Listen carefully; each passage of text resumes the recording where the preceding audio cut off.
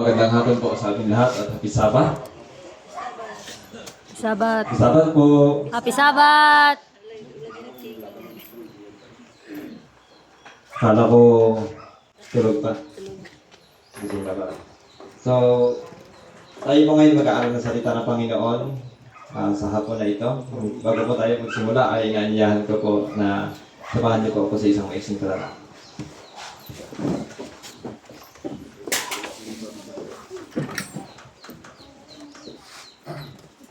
Ama namin Diyos, nariyan po sa kaitasan langit ng mga langit. Pili ka po salamat sa magandang panahon na ipapili ka sa amin at sa parang araw sabat na ito. Dalangin namin na nawa buksan po ang iyong puso at isipan na amin pong sa pag-aaral po namin ng iyong pong mga banal salita ay amin pong maintindihan at ito po yung maiking talamlalim sa iyong pong puso at isipan. Dalangin po namin sa iyo na nawa gabayan kami sa pamagitan ng iyong pong banal na espiritu, lalo na po ang iyong pong lingkod. Ikubli po sa ikot tayo po Panginoon at siya po ang mahayag at makita namin ang ipong nais para sa bawat isa po sa amin. Patawad ko sa po kami sa pangalipatan at kasala. Ingatan po ang mga kapatiran, di pa namin kapiling. Sama sila naroon, makaysa namin sila sa pagsambong po. Salamat po sa pagtukan pagdiling sa aming dalangin. Lahat nito sa sama, alang-alang po sa ipong bugtong na anak ay Panginoon si Jesus. Amen.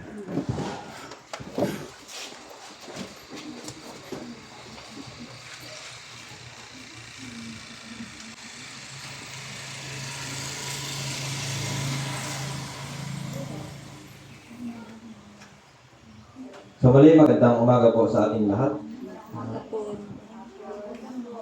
Gising na pala.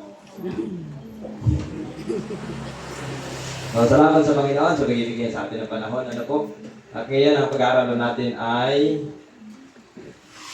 ang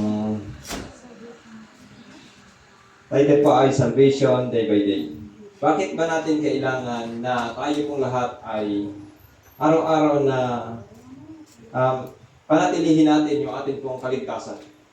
So, ang kaligtasan po ay hindi po siya sabi na once you are saved, you always saved. Gaya ng tinuturo ng marami, na kapag ka nanampalataya ka kay Yesu Kristo, anong kasunod po? Ligtas ka na. Ito kasi yung madalas ko narinig eh. Na kapag nanampalataya ka kay Jesus, ligtas ka na. Ito ang sabi ng Panginoon. Diba? Sabi ng Panginoon ay kapag tayo nanampalataya, magkakaroon tayo ng pribilehiyo doon sa buhay na walang hanggan. Pero hindi sinabi ng Panginoon na tayo ay nandun na kaagad. Tatandaan niyo po yung sinabi ng Panginoon doon sa lawyer. Di ba nagtanong sa Panginoon kung ano yung dakilang utos? Pero nung sinagot siya ng Panginoon na malaman ng tao na merong isang Diyos na tunay, nung sumagot yung lawyer na sinabi niya na sumagot ang Panginoon ng may katalinuhan, anong sinabi ng Panginoon? Di ba, hindi ka nalalayo sa kaharian ng langit. Pero hindi niya sinabi na nandoon na yung lawyer. So, ibig sabihin, meron pang kulang doon sa lawyer. Ngayon, pag-aaralan po natin sa atin, sa atin, na sapat na ba na tayo ay naging Seventh-day Adventist o nagsisikap na magreforma o tinatawag ng mga reformador, sapat na ba na membro tayo o kaalid tayo ng iglesia na ito? Walang samahan na ito. So, ano ba yung dapat natin gawin? Bakit sinabi ng Panginoon na yung kaligtasan ay araw-araw? So, hindi siya sinabi na pagka nalaman mo na yung katotohanan, bagaman sinabi ng Panginoon na ang katotohanan siya magliligtas sa atin. Pero, sapat na ba na alam lang natin yung katotohanan? So, sabi ng Panginoon sa 1 Corinthians 10 verse 12, let him that thinketh he standeth, take heed, lest he fall. Lahat po tayo na nag-aakala na tayo ay nakatayo, ano pong sabi ng Panginoon? Mag-ingat po tayo dahil sapagkat baka tayo po ay mga buwal. So, gano'n na karami Ito na si tatay. Si tatay, gano'n na karami ang mga nakasama niyang mga ministro, mga worker. Nasaan na sila ngayon? Kumusta?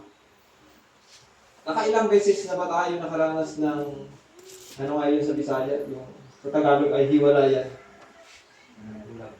Bulag-bulag. Nakailang beses na tayong nakaranas ng pagbulag-bulag na napakarami natin dati and then after that, may aalis. May mawawala. Kaya ang sabi ko ng Panginoon, sila na nag-aakalang nakatayo, mag-ingat sila na baka sila ay mabuhay. Sabi sa Philippians 2 verse 12, work out your own salvation with fear and trembling. Bakit sinabi ng Panginoon yan sa pamamagitan ni Apostol Pablo kung hindi po yan totoo? Yan po. Sinabi ng Panginoon, atin pong pangalagaan yung ating pong kaligtasan ng may pagkatakot at Panginginig. panginginig. Bakit kailangan natin ng pagkatakot at panginginig habang pinapangalagaan natin o hindi natin ang ating pangkaligtasan? Sapagkat si Satanas ay gaya ng isang na naghahanap ng pagkakataon para po tayo ay biktimahin. Sa Hebrew 12 verse 2, sabi niya dyan, looking unto Jesus, the author and finisher of our faith, who for the joy that was set before him endured the cross, despising the shame, and is set down at the right hand of the throne of God. So ito po yung gusto ng Panginoon na palagi nating isa po sa isip o palagi nating ilagay sa atin pong, alam niyo po yung palintataw ng atin pong isip. Ano po? Meron yung tawag dito na kumbaga parang mata yung ating isip na kung saan kahit na nakatingin tayo sa isang bagay, iba yung atin pong na-imagine o nakikita. Gusto ng Panginoon na lagi tayo nakatingin kay Jesus na kung saan siya po yung tatag at tumapos ng atin pong pananampalataya. Kasi kung gaya nga nung isang narinig ko na at nabasa ko rin naman pala sa isang article isang post na yung merong isang nagtanong sa pastor na kung bakit daw parang para bagang parati siyang na-open o natitisod. Then yung pastor ay hindi naman nag-comment sa kanya kahit na ano. Basta inutusan siyang pumunta sa pasong tubig at pinalakad siya doon sa loob ng simbahan. Now, nung tumalakad siya doon sa loob ng simbahan at panay ang linga-linga niya, yung laman ng baso ng tubig, natatakot. Pero nung sinabihan siya na mag-focus doon sa baso ng tubig habang naglalakad, ang nangyari sa laman ng baso ng tubig? Nanatili ko sa loob ng baso. Gayon din yung ating pananampalataya na hindi tayo mananatili sa pananampalataya nito kung nakapokus tayo sa mga bagay na magdidistract sa atin, sa paligid. Pero kung tayo po ay nakatingin kay Jesus, mananatili yung ating pananampalataya. Sapagkat sabi nga ay, once tayo po ay tumingin kay Jesus, nakatingin tayo kay Jesus, makikita natin yung ating pong kekurangan. Makikita natin yung mga depekto ng ating pong sarili. Makikita natin na tayo ay malayo pa sa ating pong Panginoon. At hindi natin makikita yung kamalian ng ating kapwa. Ito yung laging pinapasalamatan ko po sa Panginoon. Laging pinapaalala sa akin ng Panginoon. Na every time na parang napuprovoke ko ako at natitrigger ako na parang mag-judge isang tao or kumbaga parang tingnan yung pagkakamali ng kapatid at mainis. Pero lagi pinapaalala ng Panginoon na ang Panginoon nga hindi nainis sa akin. Bagamat napakadami kong pagkakamali. Kaya kinakailangan ko laging tumingin sa aking Panginoon na sa gayon ay hindi po ako matitisod. Di ba, pansin natin, si Jesus ang ating ilaw. Siya po yung tanglaw sa ating daan bilang isang Kristiyano. Na kung lagi tayo nakatingin sa ilaw o malapit tayo sa ilaw, hindi tayo madadapa kasi maliwanag yung ating dinadaan. Makikita natin kung ano yung pwedeng makatisod sa atin. Pero kung tayo ay palinga-linga sa daan at hindi tayo nakapokus doon sa ating pong paroroonan at doon sa ating pong sinusundan, ay maaari tayo madapa at maligaw. Kaya ang paalala sa atin ng Panginoon ay tumitig lang tayo sa ating pong Panginoon na siya ang nagtatag ng ating pong pananampalataya at tumapos niya yun.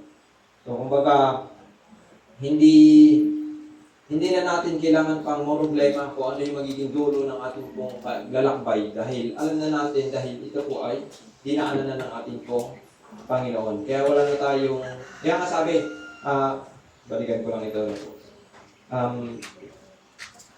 Meron akong isang, nakalimutan, ngayon ko lang naalala, no? Meron isang quotation, pero hindi ko matandaan kung saan, basta na sinasabi na, hindi na natin kinakailangan pang makaramdam o makaranas ng kabiguan o ng, ano tawag, yung failure, para ang, hindi tayo nagtagumpay sa atin pong pakikipagbaka bilang isang Kristiyano. Kasi bakit po? Gaya nga ng inaawit natin, di ba? Victory in Jesus. Na, dahil sa ating pong Panginoon, meron na tayong pananagumpay. Tinalo na ng Panginoon si Satanas eh. So ano pa yung dapat natin ikatakot na hindi tayo magtatagumpay sa pakikipagbaka bilang isang Kristiyano? Kaso, nais na ng Panginoon na tayo po ay maging mapagbantay. Di ba? Gaya ng mapapansin natin yung buhay ni Haring David. Si Haring David, isang pastol, na kaya niyang ipagtanggol yung kanyang tupa. Kaya niya makipaglaban sa pamamagitan ng lakas ng Panginoon sa mga mababangis na hayop. Pero kapag ang isang tupa ay lumayo o lumihis sa kanyang pangangalaga, ano nangyayari sa tupa? Napapahamak po, di ba? So, ganun din tayo sa ating Panginoon. Na siya yung ating shepherd, tayo yung mga tupa. Ano po? Tinalo na ng Panginoon Satanas. Pero kung tayo ay mag-venture sa lugar na kung saan hindi inalaw sa atin ng Panginoon, o lalayo tayo dun sa pangangalaga ng ating pong Panginoon, ay maaari tayong makahamak. Sabi niya po dyan sa Jude 1:21, keep yourselves in the love of God, looking for the mercy of our Lord Jesus Christ unto eternal life. Hindi po tayo tawag dito. Sinasabihan ng Panginoon o binibigyan ng Panginoon ng assurance na dahil nandito na tayo at marami na tayong nalalaman, ay magpagayon-gayon na lamang tayo. O mag-easy-easy na lang tayo sa ating pong buhay bilang isang Kristiyano. Ay, okay na ako kasi naman, yung mga magulang ko naman ay mananampalataya. Nagre-reform naman sila. Araw-araw naman, kapag kay tuwing Sabado naman, pagka sumisimba kami, nakapakinig naman ako ng lecture ng tatay, okay. May worship naman kami tuwing umaga. Okay na yun. Pero yung personal natin na pagtatalaga sa ating pong Panginoon ay pinapabayaan natin, maaari po tayong maligaw ng kaaway. Kaya nga po sabi ng Panginoon, ingatan natin yung ating sarili sa pag-ibig ng Diyos at palagi natin hanapin yung habag ng ating pong Panginoon na ito ay nakikristyosyo tungo sa walang hanggang buhay. So, sabi niyo po sa 1 Thessalonians 5:17, pray without ceasing, hanggang 24 po ito numbers, mula 17 hanggang 24. In everything, give thanks, for this is the will of God in Christ Jesus concerning you. Hence not the Spirit, despise not prophesy. Minsan nakakalimutan natin itong mga bagay na ito na kung saan paalaala ng Panginoon sa bawat isa po sa atin. Lalo na po yung manalangin walang patid. Minsan, hindi nga po minsan, madalas, ano po, kapag walang pagsubok na dumating sa ating buhay, hindi tayo nananalangin. Madalas kapag parang normal lang ang pangyayari sa paligid, hindi tayo nananalangin.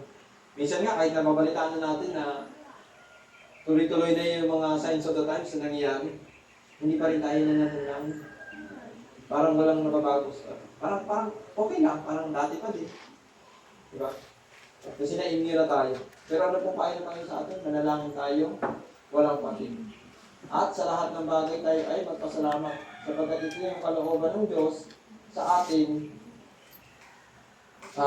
patungkol sa ating po Panginoong Kristo.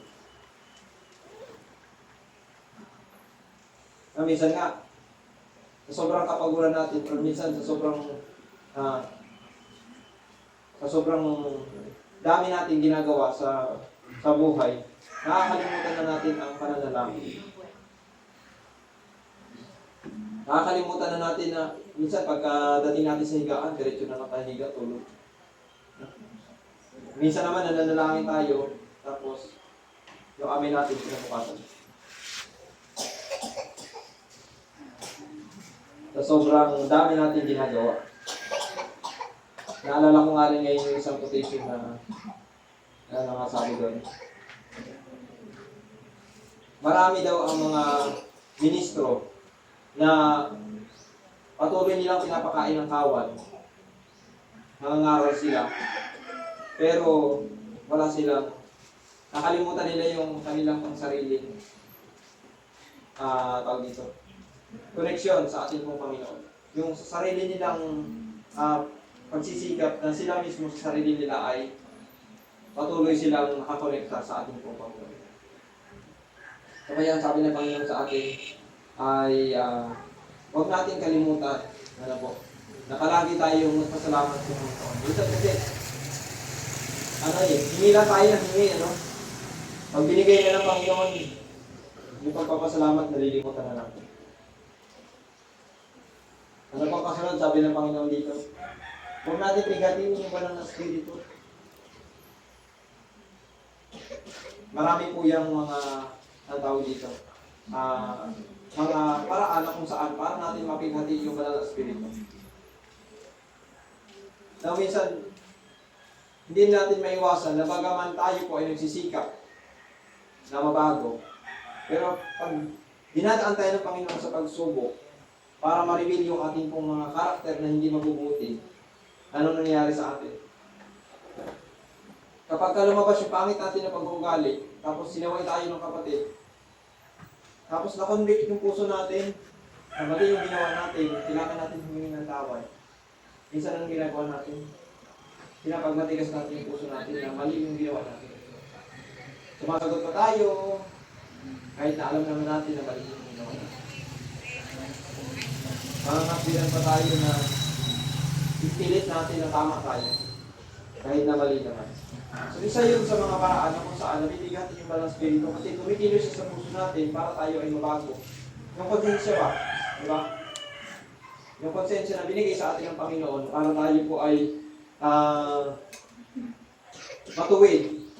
Maiwasan natin yung paggawa ng mali ay kapag kanilabanan natin yun, nabibigatin yung balang spirito at umaalis siya sa atin. Iniiwan tayo kaya tumitigas yung ating puso na hindi na natin na-realize na mali na yung ating pong ginagawa. Ano bang kasunod? Sabi niyan, despise not prophesying. Ito kasi yung isang bagay na minsan nakakalimutan natin na light is progressive. Minsan nasanay na tayo na ito na lang yung doktrina na dala natin. Kaya pag kami hindi naman sinasabing bagong liwanag. Kumbaga, liwanag na nireveal ang Panginoon sa atin. Dahil hindi na natin nakasanayan, hindi natin tinatanggap. Pero ano po sabi ng Panginoon, huwag natin sansalain yung mga, lalo na pagdating sa salita ng Panginoon na kung saan magigising sa atin, ano po, magbibigay sa atin ng pampukaw para po malaman natin kung ano po yung ating pong kalagayan. Nasa ang sitwasyon na ba tayo? Yan po yung isa sa mga paalaala ng Panginoon sa atin. Sabi po sa kasunod, prove all things, hold fast that which is good. Abstain from all appearance of evil. And the very God of peace sanctify you wholly. And I pray, God, your whole spirit and soul and body be preserved blameless unto the coming of our Lord Jesus Christ. Bakit po? Sapagkat faithful is He that calleth you, who also will do it. Ito po yung mga paalaala ng Panginoon na gusto niyang ating pong malaman at maunawaan para po ma-maintain natin yung ating pong kaligtasan araw-araw. So, bagaman sinasabi ng Panginoon sa atin na huwag nating walang halaga yung mga katotohanan, pero sabi ng Panginoon, subukin natin ang lahat ng bagay at panghawakan din natin ang mabuti. Kasi nga sa panahon natin ngayon ay marami rin mga lumalabas na mga winds of doctrine. So gusto ng Panginoon na manatili tayo hawakan yung ating pong pananampalataya na kung saan pinakalog ng ating pong Panginoon sa atin. Subalit, subukin natin yung mga bagay. So hindi pwede na kaagad tayo, no? Kapag bago sa ating pakinig at parang hindi tayo nasanay sa mensahe ni kapatid, bakit ganun yung inaaral niya sa atin, bakit ganun yung tinuturo niya sa atin, kasi ito yung nakagis na natin, tapos parang biglang nagbago yung interpretation, lalo na pagdating sa propesiya. Ano nangyari sa atin? Nagpapabingi tayo. Nagpamatigas tayo kasi meron na tayong tinatawag na ngayon? Yung dati na nating pagkakaintindi doon sa sinabi ay nananatili sa atin at hindi natin sinusubukan na bigyan ng pagkakataon na saliksikin natin kung ano po yung bagong inire-reveal ng Panginoon sa atin. Wala naman ang bago sa katotohanan. Ang ano lang is, natabunan yun. Pero unti-unting nire-reveal ng Panginoon, kasi nga sabi ng Panginoon, di ba, sa Proverbs 4:18 ba? The path of the righteous is the shining light that shineth more and more unto the perfect day. So, hindi hayaan ng Panginoon na manatili tayo dun sa paulit-ulit na lang na yun yung pagkaunawa natin. Kung alam naman ng Panginoon na mali yung ating pagkaunawa, ibibigay niya sa atin yung dakilang liwanag na lamang ay paunti-unti sapagkat gusto ng Panginoon na tayo po ay mas maging magliwanag yung ating pong landas. Pero sabi nga dito dahil kapag nasubok po natin ang mga bagay, halimbawa, merong pumunta sa atin o may nag-share sa atin na sinasabi na bagong liwanag na natuklasan. Tingnan natin, subukin natin salita ng Panginoon dahil doon natin mag-prove kung katotohanan ba yung dala niya o hindi. Kung hindi, huwag natin tanggapin. Panghawakan natin yung nandoon sa atin. Ito pa sabi ng Panginoon, abstain from all appearance of evil. Isa ito sa gusto ng Panginoon na ating pong mapaglabanan po. Hindi ko lang exempted dito sa atin. Kasi hindi natin pwedeng sabihin na ako ay hindi na nakakagawa ng nakakasama sa paningin ng iba.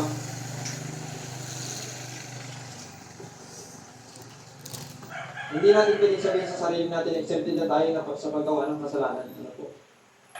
Pero gusto lang ng Panginoon sa atin na atin pong layuan ang mga bagay na ito. Hindi niya sinabi dito na ilan lang, kundi sinabi niya po na lahat ng kasamaan ay atin po iwasan. At pag ginawa po natin ito, ano pong pangako ng Panginoon sa atin? At ang Diyos ng kapayapaan, siya magpapabanal ng ating pong buong pagkatao. At ang ating pong spirito, kaluluwa at katawan ay napapanatiling malinis sa harap sa pagparito ng ating pong Panginoong Jesucristo. At siya na tumawag tapat na tumawag sa atin ay gagawin ang lahat ng kanyang pangako sa atin. Kung tayo po ay susunod sa ating pong Panginoon. Sabi po sa Bible Commentary, Volume 7, 909, paragraph 10, sabi po rito, Jesus asks us to consecrate ourselves to Him. So, tinatawagan tayo ni Jesus na ating pong italaga ang ating pong sarili sa Kanya. He has placed signal honor upon the human race. For He says, as many as receive Him, to them gave He the power to become the sons of God, even to them that believe on His name. Shall we not then give to Christ that which has died to redeem? So ito po yung katanungan sa atin, ano po? Na hindi ba natin ipagkakaloob sa Panginoon yung bagay na kung saan Kanyang sinamatayan at tinubos? Pinanyayahan po tayo ng Panginoon na ating pong italaga ang ating pong sarili sa Kanya. At dito ay pinakita ng Panginoon sa atin na magagawa natin ito sapagkat binigyan niya ang mga tao ng kakayanan na may ipagkaloob ang kanilang sarili sa ating pong Panginoon. So, hindi natin mababago yung ating sarili. Ang tangi lang natin magagawa ay ipagkaloob sa ating pong Panginoon yung ating pong sarili. At yan po yung kaanyaya ng ating pong Panginoon sa Kanya na tayong lahat na kung saan binigyan ng Panginoon ng dakilang pribilehiyo po na maging mga anak ng Diyos ay panampalatayan na natin sa pamamagitan ng pangalan ni Jesucristo na makakaya natin ipagkaloob sa Kanya ang ating buong pagkatao. Ito po yung gusto ng Panginoon sa atin, ano po? Na ibigay natin ang buong buo ng ating pong sarili sa Kanya. If you will do this, He will quicken your conscience, renew your heart, sanctify your affection, purify your thoughts, and set all your powers at work for Him. Every motive and every thought will be brought into captivity to Jesus Christ. Now, ito po yung isa sa pinakamagandang pangako ng ating Panginoon. Ito po sa atin sa mga oras na ito. Na kapag atin pong ipinagkaloob yung ating pong sarili sa ating pong Panginoon, ay babaguhin po tayo ng Panginoon. At bibigyan niya po tayo ng malinis na puso at banal na mga pagnanais. Malinis na kaisipan. Alam niyo po yung panalangin ni Haring David. Isa po yun sa paborito ng Panginoon na panalangin na kung saan gusto ng Panginoon na marinig sa bawat isa po sa atin. Yung sinabi niya na, create in me a clean heart, O God, and renew a right spirit within me. Cast me not away from thy presence, and take not thy Holy Spirit from me. Yun ang kinakata natin ngayon. Ano pa yung nauna doon? Meron pang isang nauna doon, di ba? Na simula nung magkaroon si David ng pagkaunawa doon sa laki ng kasalanan ng kanyang ginawa, ay yun yung pagsusumamo niya sa ating pong Panginoon. So yun po yung isa sa gusto ng Panginoon na ating pong gawin din naman sa ating pong buhay. Na nang sa gayon ay mapatawad din naman tayo ng ating pong Panginoon sa lahat po ng ating pong mga pagkakakali at pagkakasala. Naalala ko isang bagay lang ang tanging pinagpupukusan ng remnant, sa huling araw, lalo na kapag dumating na yung week of trouble. Ano po yun? Wala silang ibang bagay na hinihiling sa kanilang sarili, kundi lahat ng kanilang mga mga kasalanan ay mapatawad at mabura sa aklat ng alawin. Pero sabi ng Panginoon, hindi natin yung magagawa. From that very moment. Kinakailangan na habang tayo po ay nandoon sa Day of Atonement, ay sinesearch natin yung ating pong mga puso. Buhat doon sa mga kasalanan na ating pong ginawa. Sabi nga ng Panginoon ay, kapag ka naalala po natin na tayo po ay ginagawa pagkakamali, kagyat idalangin natin sa Panginoon. Kasi baka yun yung panahon kung saan tinitingnan ng Panginoon yung pangalan natin. At yun yung pagkakataon na kung saan pwedeng burahin ng Panginoon yung ating pong pagkakasala kung tas puso natin tumihingi ng tawad. Hindi naman sinasabi ng Panginoon na tayong lahat ay wala nang tsansa na magkamalian. Ayos na ng Panginoon sa atin na maunawaan natin na sa araw-araw kinakailangan natin ilapit ang ating pong sarili sa Panginoon dahil yun yung paraan para mapanatili po natin yung ating pong kaligtasan. Sa pamamagitan po na awa at pagminggo, walang ibang hindi sa pamamagitan ng Kristo. So, napakaganda pangako ito po, sabi ng Panginoon na kapag tinalaga natin ang ating sarili sa Kanya, dadalisayin niya yung ating pong mga pag-iisip at itutuon niya yung lahat ng kapangyarihan na meron tayo para gumawa sa Kanya. Kaya nga sabi niya rito po, lahat ng ating pong mga motibo at ang ating pong mga haka ng ating pong isip ay madadala tungo sa ating pong Panginoong Jesucristo. Imagine na kung gaano kasarap na alam niyo yun yung parang wala ka ng ibang iniisip, kumbaga wala kang ibang inaalaala, gaya ng isang bata. Paano ang isang bata na wala siyang pinoproblema sa buhay niya dahil alam niya na may magulang na magpo-provide sa kanyang mga pangailangan. Na pag nagutom siya, pupunta siya sa magulang niya, hindi mo sila pagkain. Sino po sa atin dito na matapos maging bata ay gustong bumalik sa pagkabata? Nakapagsabi sa kanyang sarili na buti pa nung bata ako, wala akong problema. Wala akong inaalaala. Wala akong iniisip. At yun po yung gusto ng Panginoon, diba? Sabi niya sa Matthew 5. Gusto ng Panginoon na tayo po ay maging mga bata. Hindi bata na pasaway, Yung bata na matalimahin sa sinasabi ng kanyang magulang at may lubos na pagtitiwala at pananampalataya sa kanyang magulang. Na lahat ng ipagagawa ng kanyang magulang ay kanyang gagawin. Dahil nananampalataya siya sa kanyang magulang. At wala siyang inaalaala. Dahil alam niya na ang kanyang magulang ay magpo-provide ng lahat ng kanyang pangangailangan. At nabubuhay ng masaya. So yun po yung isa sa benepisyo na gusto ng Panginoon na makamtan ng bawat isa po sa akin. Ano po? Na palagi tayong, kumbaga, yung wala ka na sa sarili mo kasi ang sarili mo, alam mo na hindi mo na pag-aaral.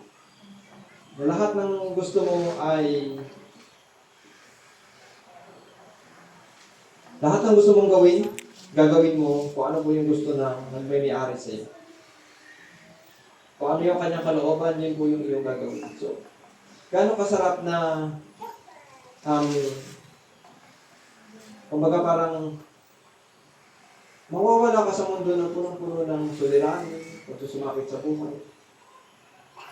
At alam mo na meron kang inaasahan na siya magpo-provide ng lahat ng iyong kailangan. Yun po yung gusto ng Panginoon na nasain ng bawat isa po sa atin. At ipagkatiwala natin ang lubos ang ating sarili sa ating Panginoon. Those who are sons of God will represent Christ in character. So ito pa yung isa sa gusto ng Panginoon na maunawaan natin, na lahat ng mga anak ng Diyos ay dapat na ihayag yung likas ni Kristo. Their words will be perfumed by the infinite tenderness, compassion, love, and purity of the Son of God. Nawa ito po yung makita sa atin na po. Nawa ito po yung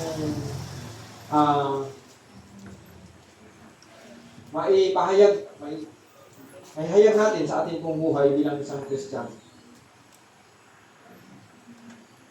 Habang piniprepare ko po ito, ini-imagine ko yung, alam niyo po yung kung gaano kasarap sa pakiramdam na patay ka sa sarili mo, kahit may tao na nakakabagot din sa harapan mo, may pangyayari na nakakabagot, dahil hindi ka nasasaktan, dahil nakatago ka, nakakubli ka kay Kristo. Ito yung lagi ko narinig ni Kuya Rick, na bakit, parang, sa lahat na nangyayari sa buhay niya, parang, manhid siya, na mag-react, doon sa mga sasakit na dumarating sa kanya dito.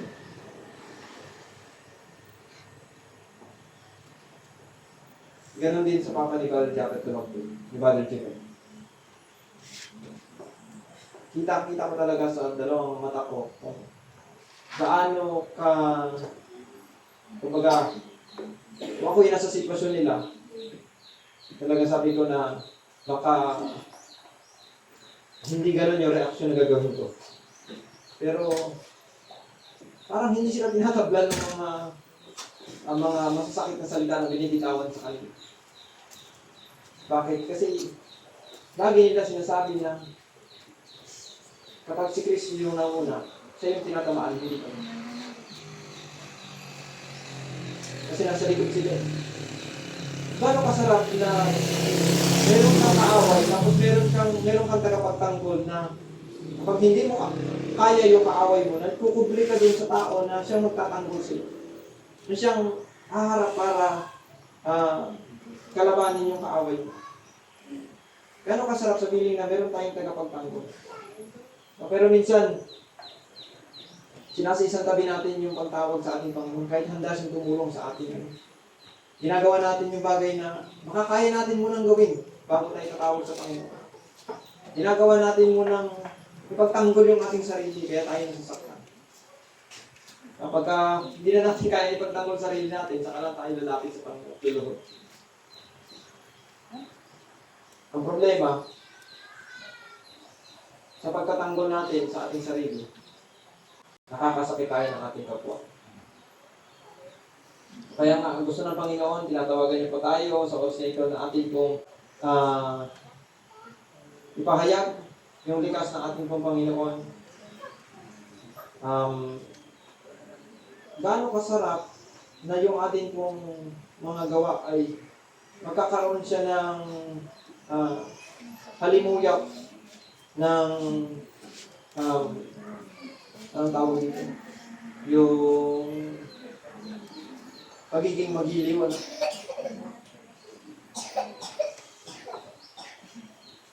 Punong-puno ng pagmamalasakit at pag-ibig, kadalisayan na nagbubuhat sa anak ng Diyos. Ito yung araw-araw kong hinihiling sa Panginoon, mga kapatid. Sana, alam niyo po yun yung,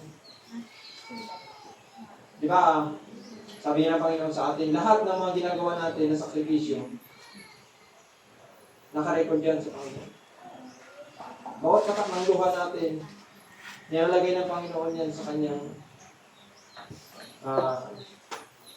tawag ito. Lalagyan na kung saan, nakasave yan, nakarecord yan. Alam ng Panginoon kung ano po yung mga pinagdadaanan natin. Pero kahit ano po magsusumikap natin, pagkakasakit natin, kung panay lang din ang reklamo natin habang tayo po ay nagsasakripisyo, sayang lang din ano po. Na gusto ng Panginoon na yung ating pong paggawa ay punong-puno ng pag-ibig, pagmamalasakit, kadalisayan, at kagandahan ng loob na ito po ay nagagaling sa ating pong Panginoon Kristo. Kaya sabi niya po dito, and the more completely mind and body are yielded to the Holy Spirit, the greater will be the fragrance of our offering to God.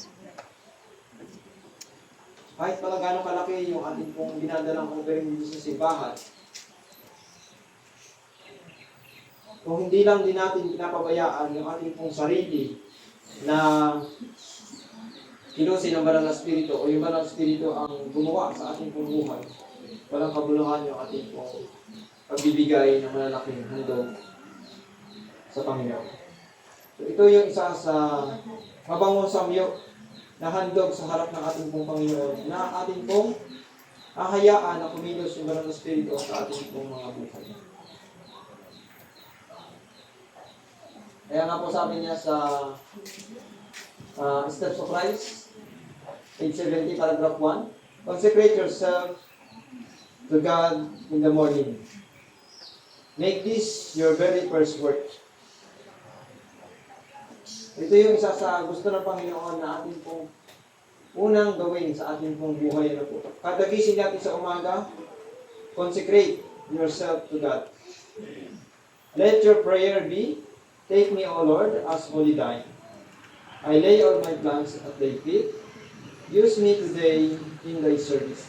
Abide with me, and let all my work be worth in thee. This is a daily matter. Hindi mo ito isang beses lang. Hindi mo pwede na, ngayon itatalaga ko yung aking sarili. Pero bukas hindi. Na gusto ng Panginoon na atin pong ma-realize na ang pagtatalaga ng ating pong sarili ay araw-araw na gawa niya.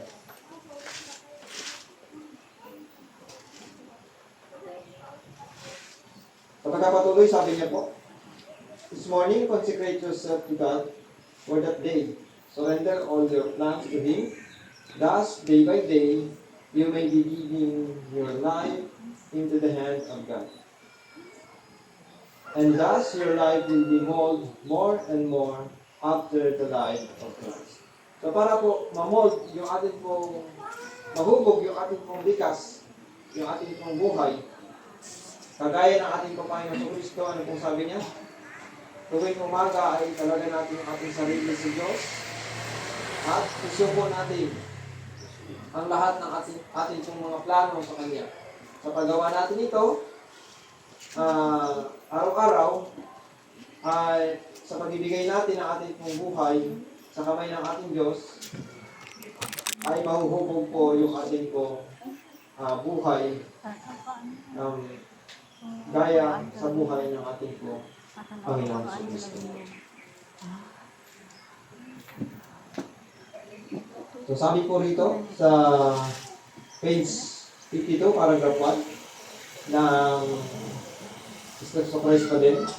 Now that you have given yourself to Jesus, do not draw back. Do not take yourselves away from Him.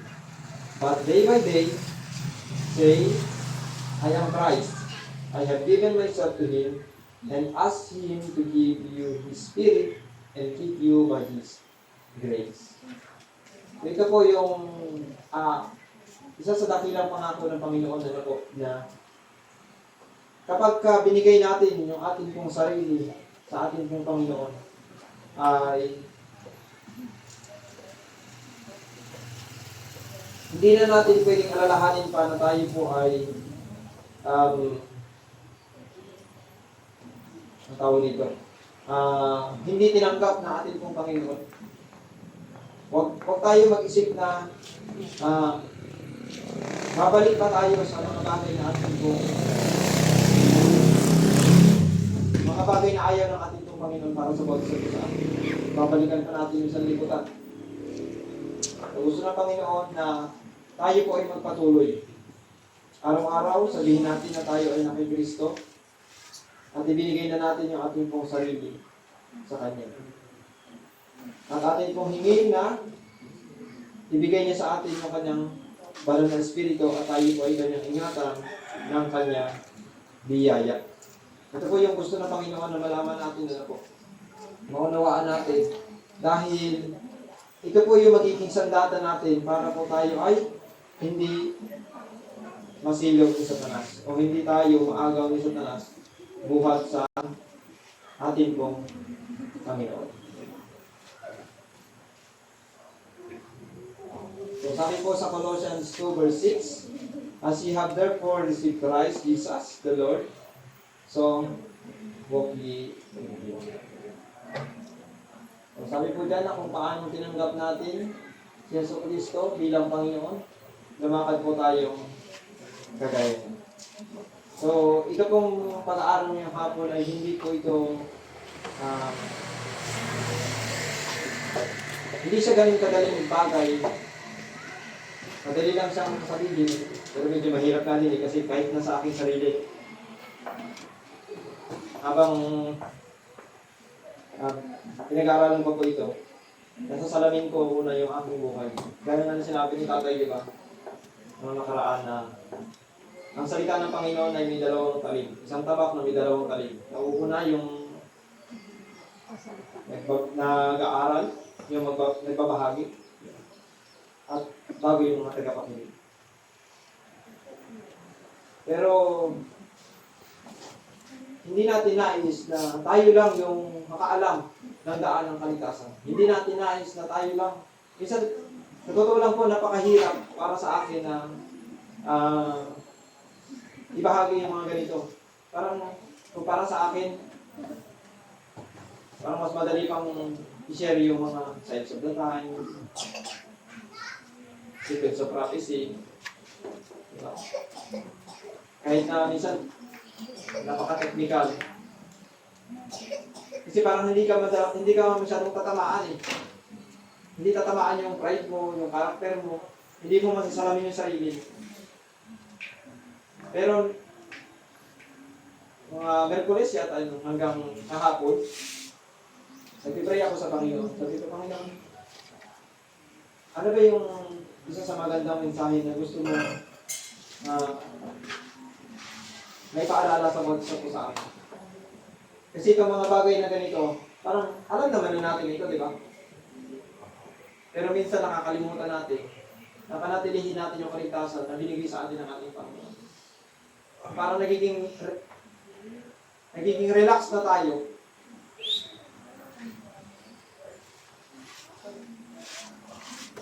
Naisip ko nga minsan na parang ako, kung nandito at nag-aaral pagiging missionary, parang okay lang, ginising araw-araw. Pagkatapos ng maghapon, matutulog sa gabi. Meron lang ba ang buhay natin dahil inisip natin na okay lang kasi naglilingkod naman ako sa Panginoon bilang missionary. Pero hindi pala ganun ang buhay. Araw-araw kailangan natin talaga yung ating sarili sa Panginoon. Kasi kahit na inisip natin na tayo po ay ligtas na, pero kung hindi natin lubos na ipagkakatiwala sa Panginoon yung ating buhay, araw-araw, gaya ng sinabi dito po sa ating pag-aaral, ay maaari tayong mawaglit sa pag-iingat ng ating Panginoon. Kaya nga diba sabi niya, ayan, palagi nating hingin yung kanyang Espiritu. At ingatan tayo ng kanyang biyaya. Kasi ang kaaway, palagi naghahanap ng pagkakataon para po tayo ay pabagsakin. Lalong-lalo na kapag tayo po ay nagsusumikap na sundin yung mga palatuntunan ng ating Panginoon. Talagang nagsisikap dito sa tanan na tayo po ay pabagsakin. Dahil siyempre, kapag tayo po ay nagkamali, nagkasala, di ba kadalasan laging nilalagay ni Satanas sa isip natin na makasalanan ka, hindi ka nakarapat-dapat sa Panginoon. Pero ano kung sabi ng Panginoon? Kapag binigay na natin yung ating pong sarili sa Panginoon, pinagkatiwala natin sa Panginoon ating sarili. Ang sabi niya, do not draw back. Do not take away yourselves from Him. Pero minsan kasi, di ba, kapag sinubok tayo ng Panginoon, at tayo po ay, di ba, nanalangin tayo, pinagkatiwala natin yung plans natin sa Panginoon, gaya ng sinabi ko dito. Pero minsan, dumarating tayo sa pagsubok, gaya ng napag-aaral din ng nakaraan na po, na dumarating yung mga bagay na hindi kaaya-aya sa buhay natin. At Yun yung paraan ng Panginoon para po tayo isubukin sa ating pong pananampalataya at kung talaga bang seryoso tayo na ating pong pinagkakatiwala sa Panginoon ating buhay at natawag dito para magbigay tayo ng kamatihan sa Panginoon kapag tayo po ay nasubok gaya nung napag natin nakaraan. Pero minsan, nangyari sa atin po, kapag lumabas yung mga masasama nating ugali, nireveal ng Panginoon yung masasama nating ugali para ating mabago, ano nangyari po sa atin? Nadidisappoint tayo umaalis, lumalayo tayo sa Panginoon, at sinasabi natin na sa kanilang muna tayo lalapit sa Panginoon kapag okay na tayo. Pero gaya nga ng sinabi ng Panginoon sa atin na wala tayong magagawa kung wala siya sa ating buhay. Hindi pwede na saan na tayo lalapit sa Panginoon kapag nabago na natin yung ating sarili kasi hindi natin yun magagawa. Ang tanging lang natin magagawa ay ipagkatiwala sa Panginoon yung ating pong buhay. Kapag ano man yung dumarating sa ating buhay ay nariyan ng Panginoon para po tayo ay nalalayan at saklolohan.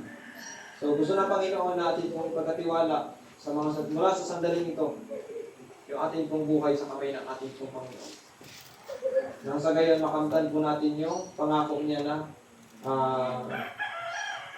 buhay na wala hanggan at mabago mamold yung ating pong likas, yung ating pong buhay gaya ng buhay ng ating pong Panginoon Hesus Kristo.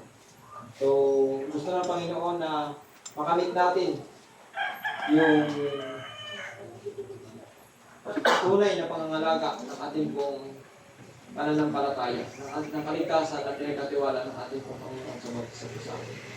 So nawa po ay palagi natin doon yung ating pong puso't isip sa Panginoon, palagi nating italaga yung ating pong buhay sa Kanya, at sa huli natin na talata, huwag natin po itong kalimutan kung paano natin tinanggap si Jesus bilang Panginoon, lumakad po tayo gaya. So, nawa po ay tulungan tayo ng Panginoon at biyayaan tayo ng Panginoon na ating pong masunod at kapalooban ng ating pong Panginoon sa bawat isa po sa atin. Pagpalain po naman tayo ng Panginoon. Magandang hapon sa atin.